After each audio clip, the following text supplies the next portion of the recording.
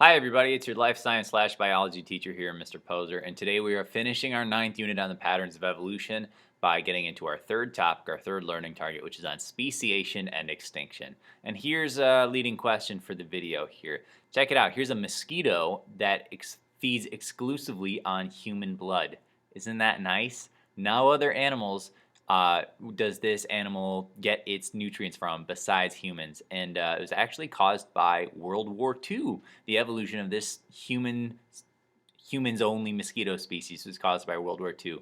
And how exactly does something like that happen? The other question that I want to ask you about are about these. Check it out. These are what we call hybrid animals. And we have a liger, which is a cross between a lion and a tiger on the left, and a pizzly bear or a growler bear, which is a cross between a grizzly bear and a polar bear on the right. And yes, these are real. These are not photoshopped animals. But are they species? How come we don't see populations of ligers and pizzly bears out in the wild? And what's their conservation status?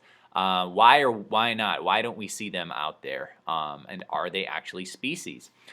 So before we get into the answers to these questions here, let's just chat and let's come back to Darwin because these last couple units have been about evolution, and he's like the evolution guy, right? So Darwin's most famous book is titled "On the Origin of Species," and as we know, it was all about natural selection and the process by which species change over time. But how exactly does evolution by natural selection lead to new species, and what exactly is a species? That is what we are going to get into in this video today.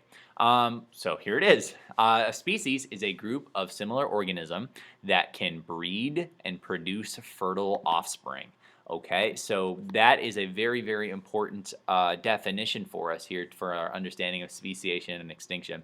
Is that in order for two individuals to be part of the same species and categorized as such, they need to be able to do two things. They need to be able to breed and they need to be able to produce fertile offspring. And by fertile, I mean that their kids can also have kids.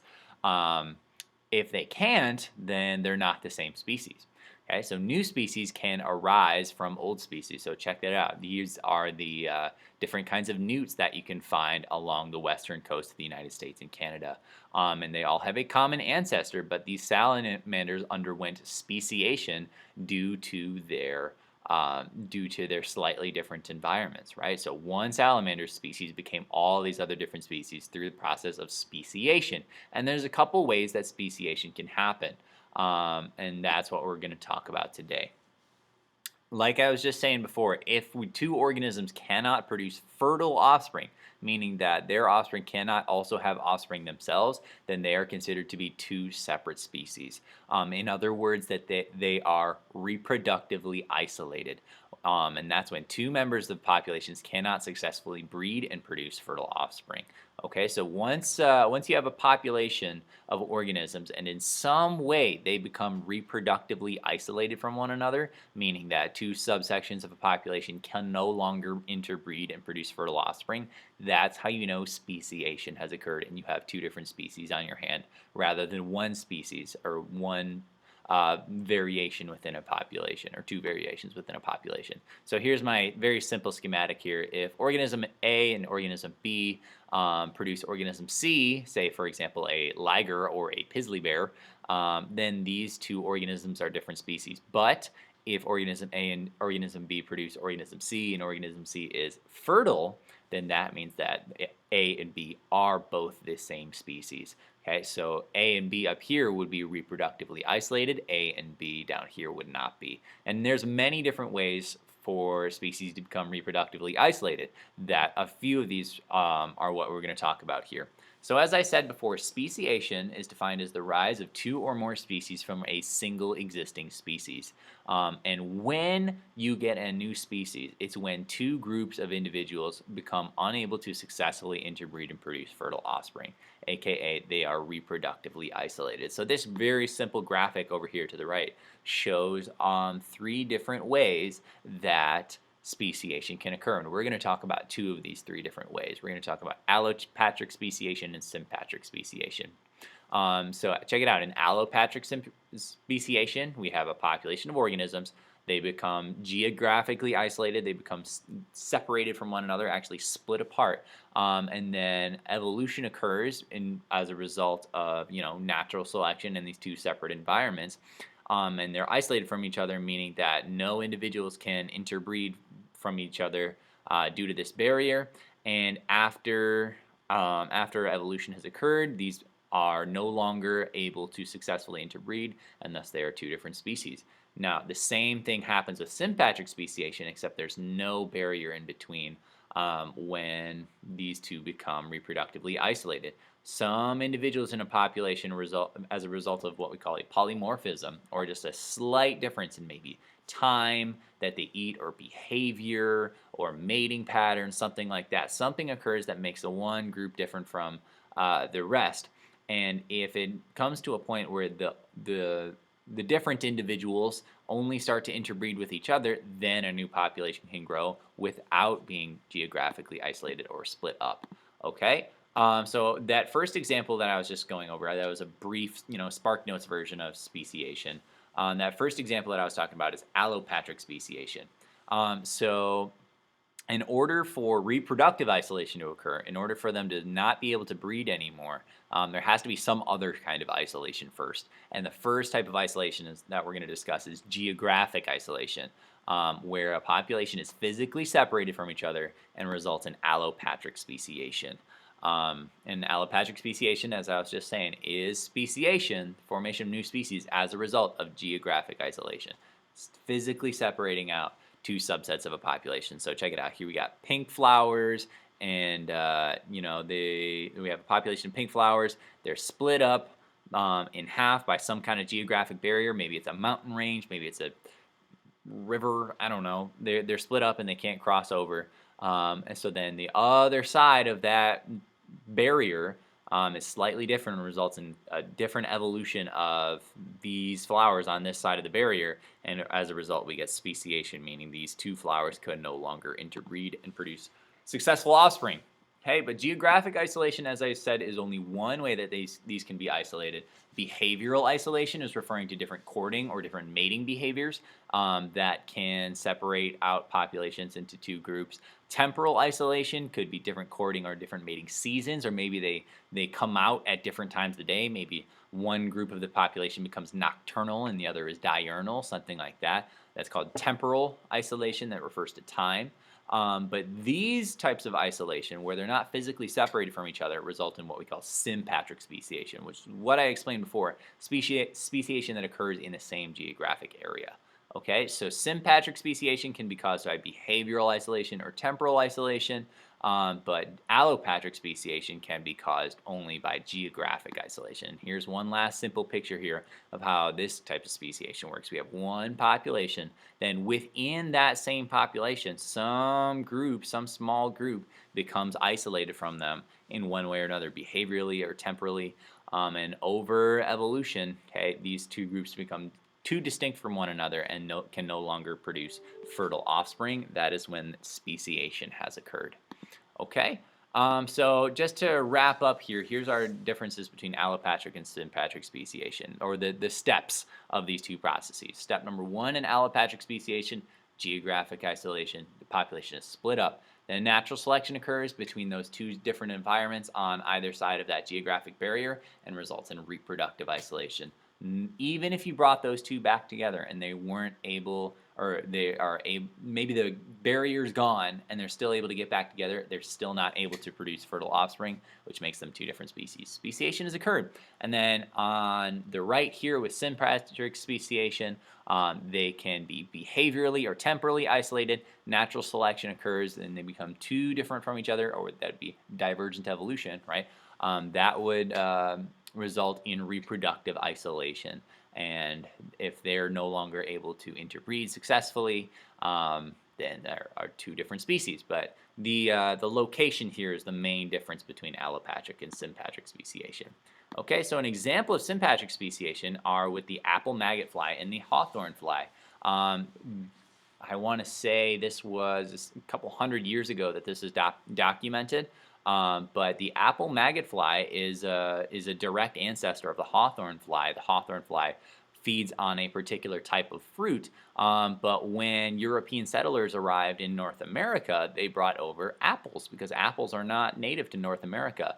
And this group of a subset of these types of flies, a subgroup of these flies, began to adapt to only feed on those apples and only feed on rotting apples rather than the other different types of fruit that are native to North America. And as a result, it made a new species, particularly the apple maggot fly, which specializes in eating apples, if you can believe it. All right, and another example of speciation here, Darwin's finches, as we've talked about several times before. This is allopatric speciation because all of these different populations of finch were geographically separated on each island. They were separated from each other by a bunch of water, right? So there's no interbreeding going on, and there's slightly different environment through the generations on each of those islands, and it resulted in, like, what, 7 different species of finch, basically from one common ancestor species, or excuse me, 8 different species as a result of being separated. And this process is also what we call adaptive radiation, which we may or may not have heard in this class before. But yeah, that's allopatric speciation. Okay, so the last part of the video I'm going to devote to talking about extinction. And how that relates to speciation, because speciation is the production of a new species, right? But all good things come to an end. And in this struggle for survival and life on Earth, extinction is just a part of it, right? So as if new life is made, new life is taken away. It's just how the world works. So speciation increases this concept of what we call biodiversity, and this is very important for studying biology. And the biodiversity is the variety of life within one area. So if the more speciation occurs, the more varieties of life that you have, and it increases biodiversity. But the opposite of that is extinction, and that will decrease biodiversity. And extinction here is the elimination of a species from Earth. And if you hear the word extinction or extinct, the first word that comes to your head is probably dinosaurs, right? But really, about 98% of all species that have ever existed on Earth are actually extinct. So it's like, we're in a small group of survivors here, and it's pretty cool that that we're here as a result of millions and hundreds of millions of years of evolution by natural selection. And actually, extinctions have happened a lot, and extinction is pretty normal. So it's not just the dinosaurs and the woolly mammoth that are extinct. Those are the most famous ones, but it is broad-reaching here. So as I was saying before, extinction is a naturally occurring process, and it happens all the time. Species are going extinct all the time, especially today, but we'll talk about that later. Background, and that's what's called the background extinction, the normal low continuous rate of extinction, which is the same rate as speciation. So generally, when it comes to life on Earth, speciation rates are about the same as extinction rates. Maybe speciation is a little higher overall, according to this trend on this graph over here. But extinction is part of life on Earth. It's just how it's been. But when we get a lot of species going extinct at a very short amount of time, or a sudden high rates of extinction, that's what we call a mass extinction. And this has happened 5 times before. This is something that we're going to be looking at in class. This has happened 5 times before, different mass extinctions, where we have a huge rate of extinction past the background rate. And it's actually happening for a 6th time right now. Species are going extinct faster today than they did when the asteroid that killed the dinosaurs was wiping out species. So, yay, positivity, right? Just kidding, it's not. Oh, yeah, as I was just saying, currently experiencing a 6th mass extinction. So the extinction that's happening right now is 1,000 to 10,000 times higher than the background extinction, right? And as we said, background is like normal, steady rate of extinction that's usually canceled out by the rate of speciation, but it's way, way, way, way, way, way, way higher right now. And the different things that are causing this 6th mass extinction are climate change, habit loss, overexploitation, and pollution. And you may have seen something like this before. It's called coral bleaching. And this is a direct result of of climate change. And coral reefs are one of Earth's most abundant and biodiverse. There is what's called a biodiversity hotspot. and meaning there's so many different types of marine life that live there, but they are disappearing as a result of climate change and this process of coral bleaching, where the coral basically just like go dormant because of the change in pH in the ocean. Okay, so let's get back to these questions that we started at the beginning of the video. How did this new blood-sucking mosquito, human blood-sucking mosquito species come to be? Well, this was from geographic isolation. It's an allopatric speciation. So during World War II, London was being bombed, and London has a really, expansive network of subways called the Tube, right? And Londoners took shelter in the subways, and some of those mosquitoes. Some of the mosquitoes that just were living above ground followed them into the subways, into the tube, and they had a whole bunch of people, they had a whole bunch of humans to feed from, and as a result, that caused some geographic isolation. They were separated from the other mosquitoes on the surface, and over not that much time, because mosquitoes reproduce a lot. Over not that much time, these two different species of mosquitoes came to be. The tube mosquitoes were geographically isolated and separated from the surface mosquitoes, and as a result, they couldn't interbreed, and voila, you have a new species of mosquito that resulted from the tube in World War II, which is pretty interesting, I think. So let's get back to our hybrids here.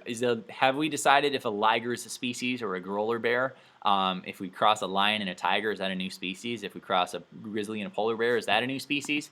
Well, the answer is no. They're hybrids, meaning they're crosses between two different species, but ligers and growler bears and even things like mules are all sterile, meaning that their parents are classified as two different species. Remember, the rule for two things to be the same species is that they have to produce successful, fertile offspring. And these offspring might be successful, but they're not fertile.